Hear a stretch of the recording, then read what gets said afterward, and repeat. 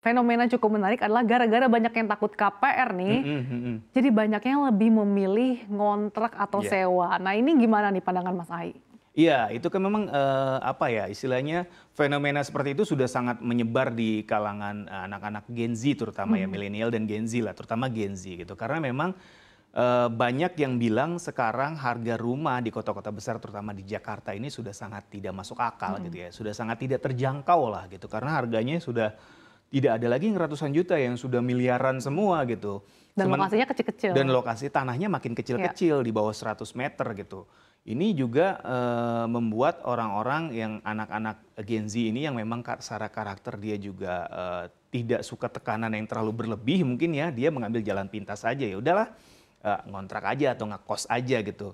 Toh juga, rumah mungkin dianggapnya hanya tempat untuk singgah atau istirahat aja Numpang gitu tidur ya, aja gitu numpang ya? tidur aja. Karena mereka kan anak Gen Z ini kan biasanya memang cenderung dia sangat, traveler ya, Mhm. mobile-nya tinggi, mobilitasnya tinggi gitu. Jadi memang fenomena seperti ini memang sudah terlihat, tapi sebenarnya kalau ditilik, jauh ke belakang, rumah atau, ya rumah lah gitu ya, tempat tinggal ini memang, cukup diperlukan atau sangat diperlukan, terutama buat orang-orang yang sudah berkeluarga. Oke. Biasanya kan kalau orang-orang yang sudah berkeluarga agak cenderung, kurang nyaman misalkan tinggal di kosan atau di apartemen yang biasanya Kecil. luasnya secara lebih kecil.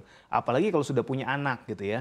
Anaknya juga bermainnya nggak lebih leluasa seperti itu. Jadi rumah ini masih menjadi opsi utama gitu.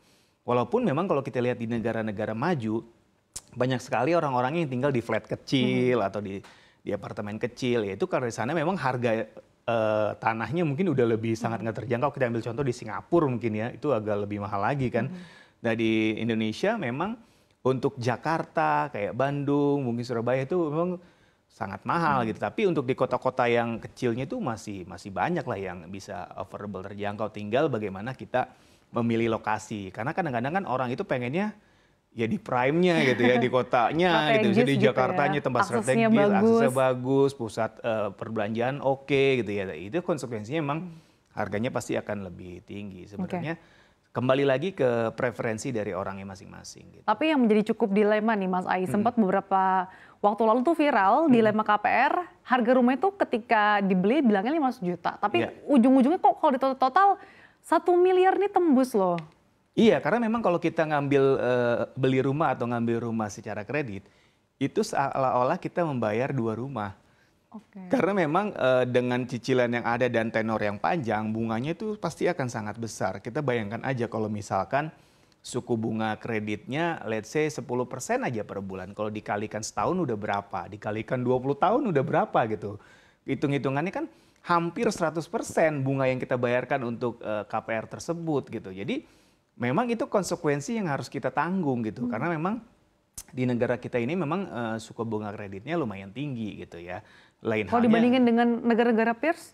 ya, di beberapa tempat ada yang lebih rendah, tapi biasanya untuk negara-negara maju juga untuk memiliki rumah juga agak susah karena Mhm. harganya memang sudah mahal gitu. Terlepas mungkin suku bunganya lebih kompetitif, tapi harganya memang sudah mahal. Jadi akses untuk mendapatkan rumah juga nggak banyak bisa dimiliki gitu ya, kayak di Singapura, apalagi di Amerika, di Inggris gitu. Itu kan harga tanahnya udah sangat mahal. Jadi Mhm. memang dari dasarnya udah sangat mahal gitu. Jadi sulit. Kalau di Indonesia, ya harga tanahnya juga mahal, suku bunganya ditambah lagi juga lumayan Tinggi. tinggi. Jadi berlipat-lipat gitu. Jadi Mhm.